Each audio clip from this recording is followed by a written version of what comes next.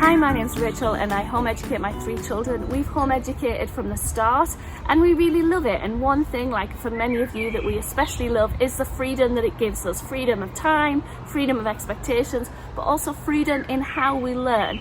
And if we have any choice about it, we're not usually sat at a table for very long. We like to be active and learn in different ways. In fact, it's hard to keep some of my children still. So that's one reason why this new resource from Twinkl is really fantastic. It's the Active Times Table Pack. And I think you're going to really love it because it gives us lots of different ideas, lots of low prep ideas as well, to learn our times tables in a really active way. So I'm going to show you the resource, but as I do so, I'm going to show you 5 different ways that you can make your learning in your home more active and hopefully more enjoyable as well.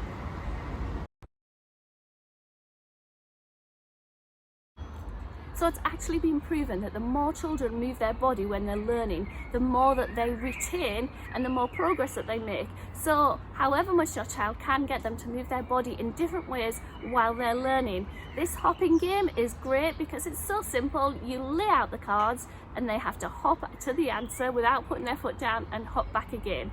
We did it outside. We just used a bit of double-sided tape to put the answers down and had a great time in the sunshine practicing our times tables.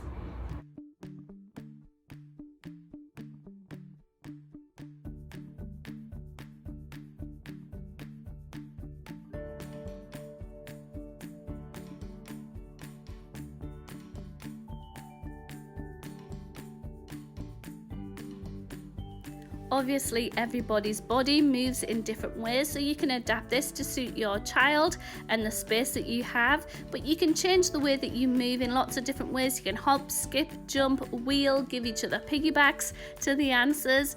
You could also do normal tasks like chanting your times tables in unusual ways, like standing on one leg or patting your head or rubbing your tummy. At the same time, you can add in different tools as well. You can have tiny tweezers or big long litter grabbers. You could throw a ball to each other. You could scoot or roller skate, whatever suits you and takes your fancy.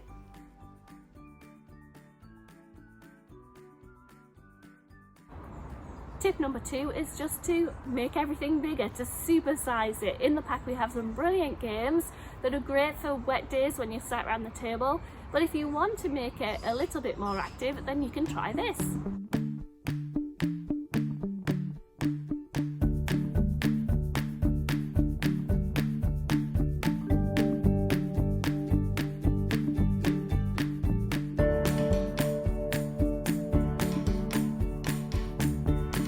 There are quite a few different ways that you can supersize an activity easily. You could swap out your pencil for big chunky markers and large pieces of paper.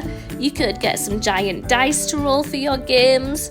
You can change the size of your space, so find a big field or an empty car park that you can use the whole of the space around.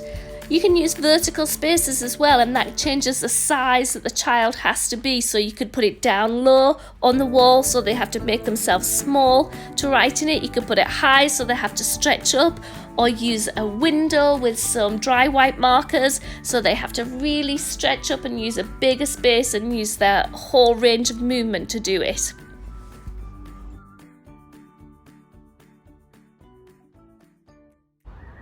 So tip number 3 is to change places. I know home educators often laugh because there's not much home about home educating because we're all over the place.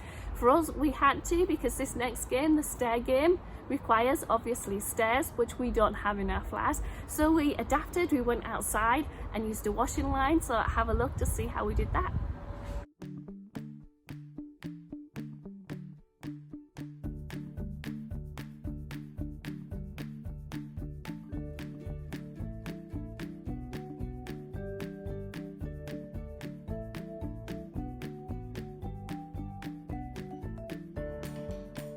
Here are a few other tips then. You could use different places in your home.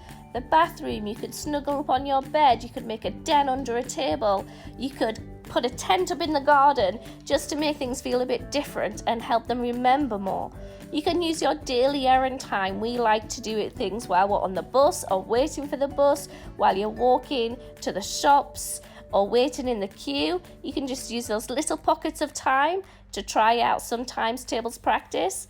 Another handy thing to do is make a little mini maths travel kit, so you could just have a pencil case with a few little manipulatives in, maybe a multiplication square in there, so that when you're out in the park and maybe you're having a sit for a drink of water, you could get out and do 5-10 minutes of practice.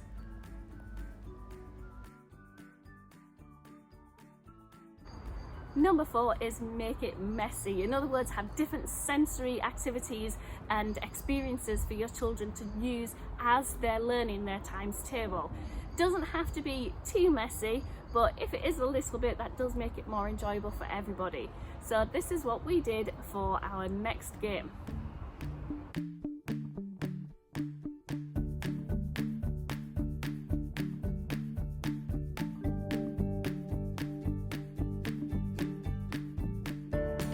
If you've ever sat with your child doing Play-Doh, you'll know that sensory play isn't just for the early years, that even as adults we can enjoy doing that.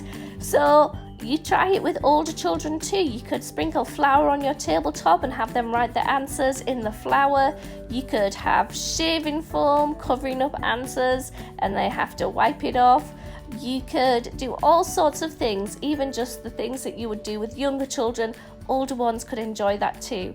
But one golden rule I have is to keep it simple. I try to never spend more time preparing something than it would take for my children to do. Sometimes we can get carried away with sensory ideas, but don't forget that you can just keep it really simple and that'll make it even more effective as well.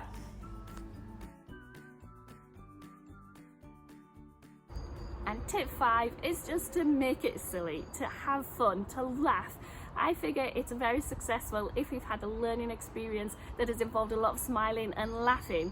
So this next game, based on a popular party game growing up, is really great. You lay out the cards and you spin the spinner to know if it's left foot, right foot, or whatever, to put in different places to answer the times tables.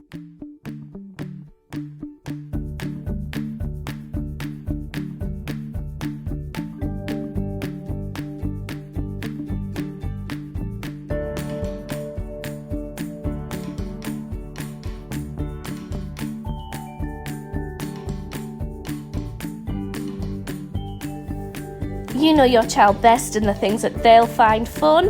It's going to be different for everybody, but things that we've enjoyed doing is kind of role playing a little bit. So we might dress up as dinosaur hunters while we're looking for the answers, and we use a magnifying glass to try and find clues around that are to do with our maths activity. Sometimes just doing a funny dance or making up silly songs using funny voices, they can all help just make it feel a light-hearted and enjoyable time. Or doing silly challenges. Can you do this while balancing a cup of water in your head? Whatever it might be that gets your children excited and eager and just helps you remember not just what they've learned, but the memory of learning it too. So have lots of fun while you're practicing your times tables. I hope you enjoy the active times table pack, and let us know what you got up to and any great ideas that you had.